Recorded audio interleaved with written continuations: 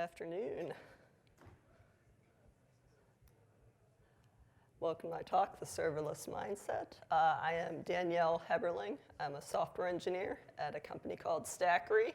And if you want to chat with me online, my handle is always dheber, Twitter, Facebook, pretty much anything else you can think of. So today we're going to cover 3 things in 20 minutes. We're just going to do a quick overview of my journey just so you can kind of see where I'm coming from. Then we're going to go into very specific mindset changes that I had to adjust when I started serverless. And then finally, I'm going to leave you guys with some homework. So I just wanted to share a little bit about my story, just to demonstrate that folks from non-traditional backgrounds can be successful serverless developers. My company, Stackery, I work with both folks from boot camps, different boot camps than the one that I went to, and also people that have computer science degrees. And I really strongly feel like we need both in the community because we complement each other well. But let's get to my story real quick. So I grew up in a small town in southwestern Pennsylvania. I highly doubt anyone here has heard of it, so I won't name it. And I was told that I had to go to a 4-year university after high school in order to be successful in life. It's kind of weird now, looking back on it, that no responsible adult gave me any other option, but that was the option I was given, so that's what I believed. And at this point, I was 18 years old, senior in high school.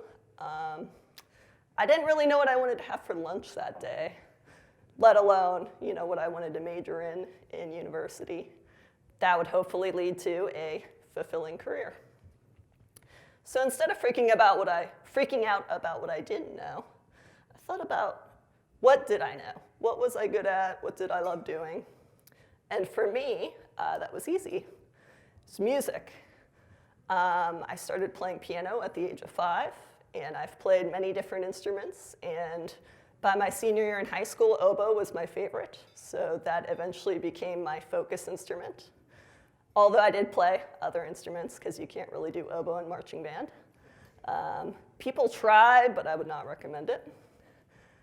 And I just really loved the music community. I loved creating and sharing, and I really liked the mentor-mentee types of exchanges that we had with each other. We'd always be there to help each other out, to give each other inspiration, to inspire each other, and that's what I really liked about music. So I decided to go to school to be a music teacher. And after a few years of teaching in a public school system, I taught general music K through 8. I found that 2 things were still true. I still really loved music, performing, listening, all that. And I really liked helping my students out. And to this day, I still really like doing that. It was just very rewarding to see where they were when they came in on the first day of school, and just to kind of see how they progressed and became better by the end of the year.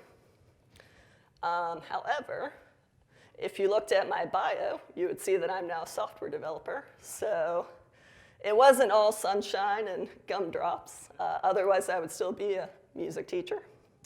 There were 2 very specific things that I didn't really like.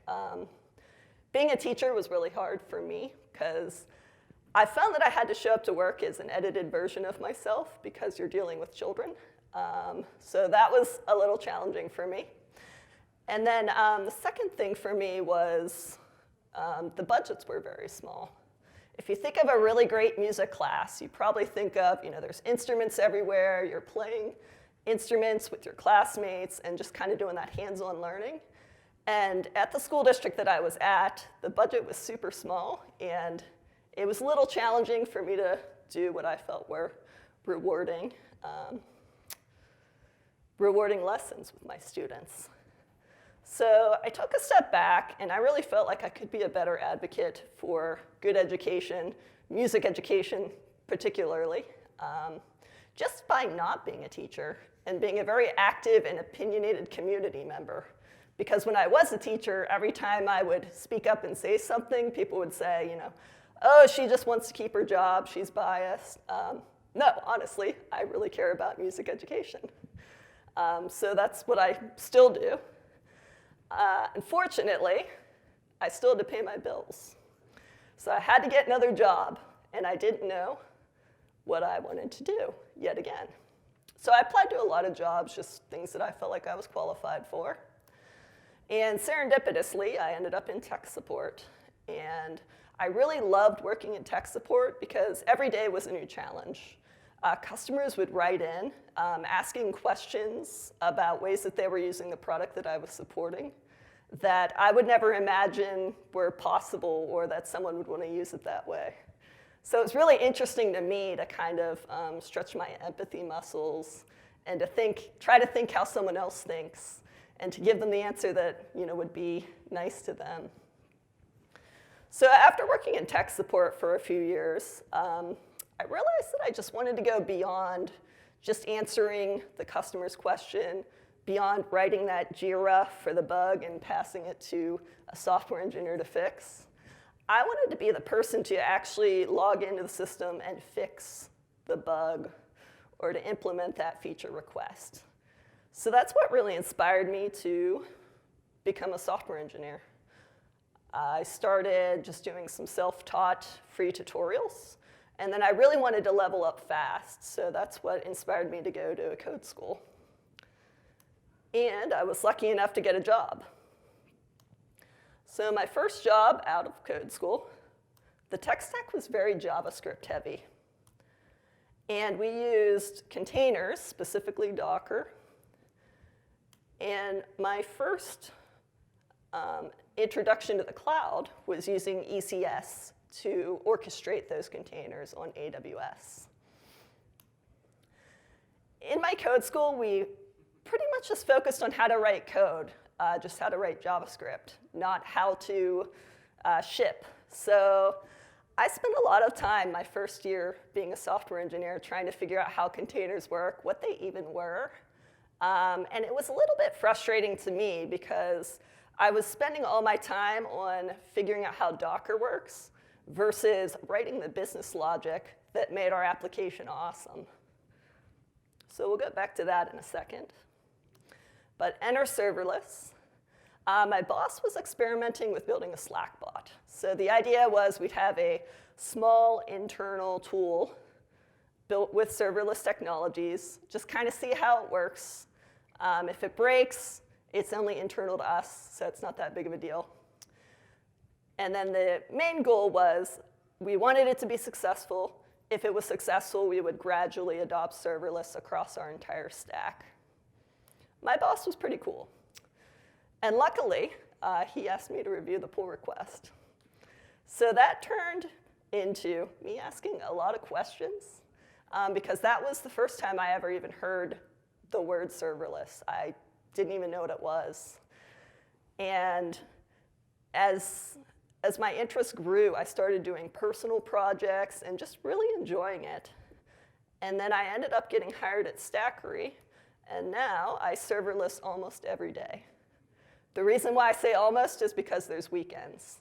And you don't want to code every day or you will get burnt out. So this could be a talk in amongst itself, but I do want to touch on this real quick. It's really important to remember why you're using serverless at a fundamental level, just to ensure you're using it for the right reasons. It's a very hot technology now. Make sure you're using it for reasons that work well for you, for your team, for your application. And I actually kind of feel like this really applies for any type of technology, any language. And this is a really long quote from Ben Kehoe, but I wanted to put it all up there just so you get the context of it. The very last sentence is really what inspired a lot of this talk. So serverless is instead a mindset. Make technology decisions that further your ability to focus on what differentiates you as a business. And I like to think I live this every day. So now let's go into some mindset changes. So it's only 20 minutes. We're only going to cover 3.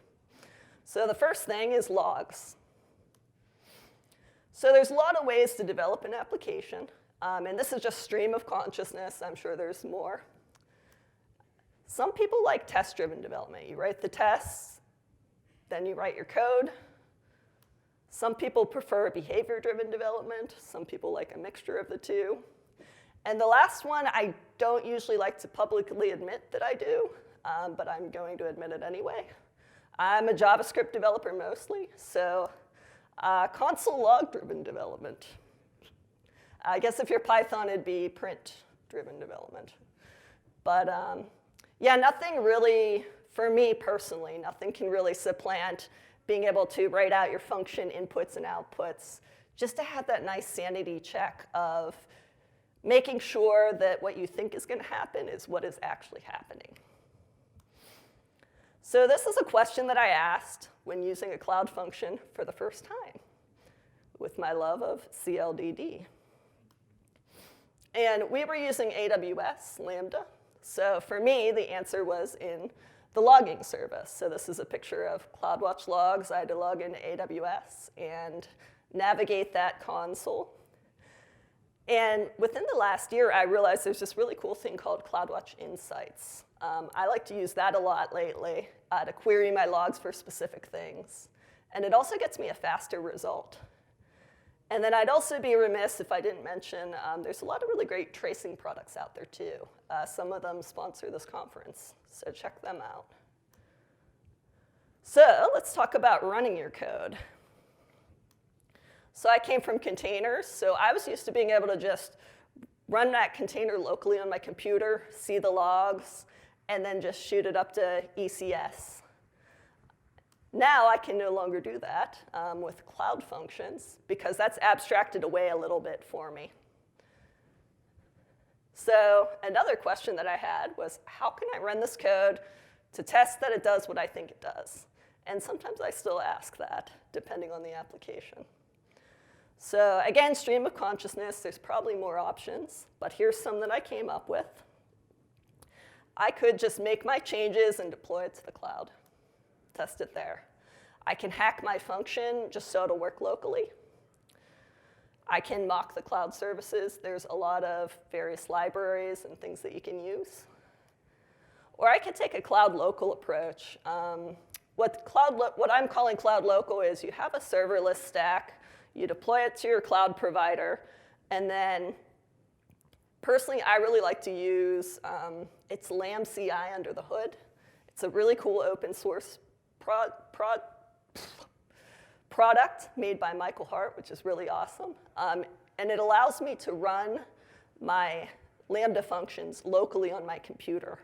And if it's talking to like an SNS topic or something like that, it talks to my deployed version. So it's kind of a hybrid cloud local approach. So after lots of toil, I generally like to go with these two options, which is really, I really love Lamb CI, so definitely check it out if you don't know it. So let's talk about where we should run our code. There's this term called environments that are thrown around all the time. Here's what an environment means to me. So you take things that are specific to the location where you're deploying your code, so things like parameters, secrets, and you put those in a single cloud provider account. And the single cloud provider account is really important, especially if you're working on a team, because a big part of software development is breaking things, both on purpose and by accident.